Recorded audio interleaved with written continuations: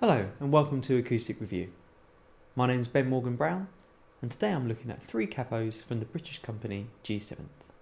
G7th was formed in 2006 and over the last 12 years they've introduced a variety of capos, and the three that I'm looking at today showcase the wide range of features and price points available from the company. The Ultralight capo is the cheapest in G7th's range with an RRP of £9.98, and it is the lightest capo available on the market today, with a weight of only 8 grams. The Performance 2 with an RRP of £33.95 is the capo that really put G7th on the map, and the version 2 is sleeker, lighter, and still features an easy squeeze-on, squeeze-off latching system. The most recent capo from G7th is their Heritage model, a premium yoke design with an RRP of £129.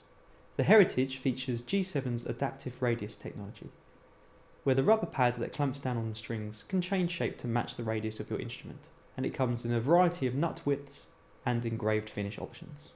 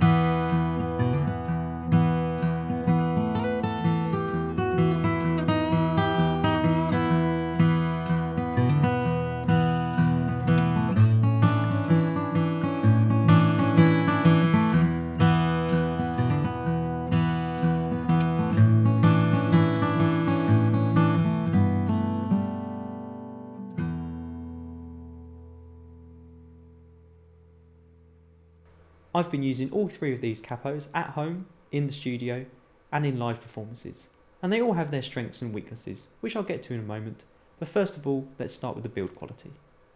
The three capos I have here sit at very different price points, and the build quality and look is reflected in that. The Ultralight is by far the least expensive, and it doesn't have the classy look of the Performance 2 or the Heritage, but the plastic used does have a nice textured finish to it, so it doesn't look like a kind of cheap shiny plastic thing.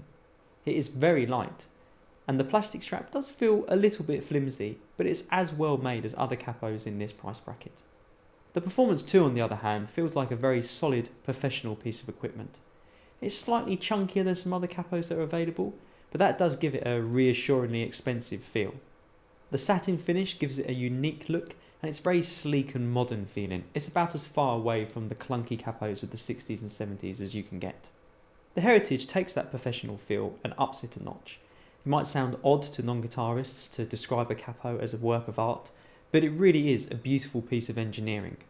The adjustment screw and the little locking hinge that closes the latch are very finely made and easy to use, and the high polish finish, storage pouch and cleaning cloth mark this capo out as something a little bit special. The Ultralight capo was perfectly fine for everyday use, although I did find on one of my guitars that has quite a prominent V neck, I couldn't really get it to clamp down properly beyond the 4th fret, so that's something to consider if you do have a guitar with a larger neck and you're looking at the Ultralight. That said, it did its job well, and with a little care it was perfectly capable of capoing the guitar with little buzz and no issues with the tuning. Having said that, because I did find that the latch was a little bit tricky to use, I did sort of tend to overcompensate and tighten it up a little bit tighter than perhaps it needed to be, which does affect the tuning. So perhaps that's a little bit of user error there, but the lack of confidence I had in that capo did make me want to tighten it down a bit more. The Performance 2 was an absolute doddle to use. You literally just put it on the fret you want to and squeeze it tight, and that's it, you're ready to go. You do need to make sure that you apply enough pressure for it to close properly, and I did find that in a gigging situation I was clamping it down and then just giving it like another little tight squeeze just to make sure it was really firmly seated. Tuning stability was very good, I play in quite a lot of lowered tunings, and I found that even capoing in Dadgad and Open C was acceptable. I did have to tweak the tuning on the low strings a bit more than the high strings, but that's quite normal if you're playing in altered tunings and using capos. And I would always check the tuning anyway, but using the Performance 2, I didn't feel like I was spending hours tuning between songs. I had no problems with different neck shapes and capoing high up the guitar, so the Performance 2 was a piece of equipment I would take out to gigs and reliably use and not have to worry about at all. The Heritage 2 is slightly trickier to use, as you do need to fold down the little latch that holds the bar in place, but to be honest, once you put the capo on and off 2 or 3 times, you'll have that down easily, so I just needed a little bit of extra attention the first couple of times just to get the hang of it.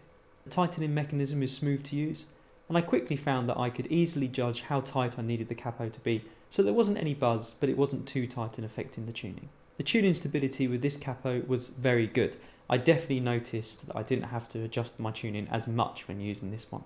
That said, in lowered tunings I still had to adjust the lower strings a little bit, but to be honest with you, to be able to put a capo on the 3rd fret when you're in Dadgad tuning and only adjust a couple of strings is probably about as good as a performance as you can expect from a capo, and I managed to do that with the Heritage capo with no problems at all. I have guitars with different neck shapes and different radiuses, and the Heritage capo worked perfectly on all of those guitars.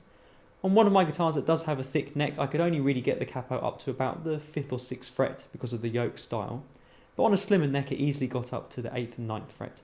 It's worth noting that the model I was using is the standard width model, and there is actually a wider nut width model available from G7th. Another thing I noticed and really liked about this capo is when you were bending strings, the strings didn't move underneath the rubber pad like they can on some other capos.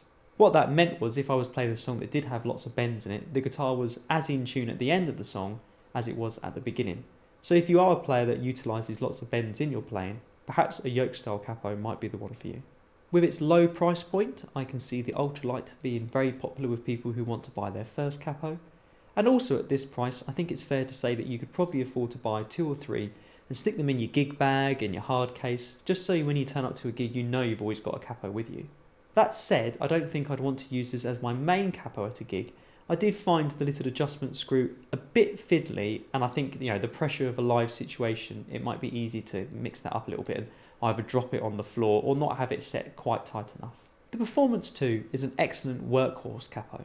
It's a little bit more expensive than some other options, but not prohibitively so, and its ease of use and tuning stability make it the perfect choice for gigging musicians.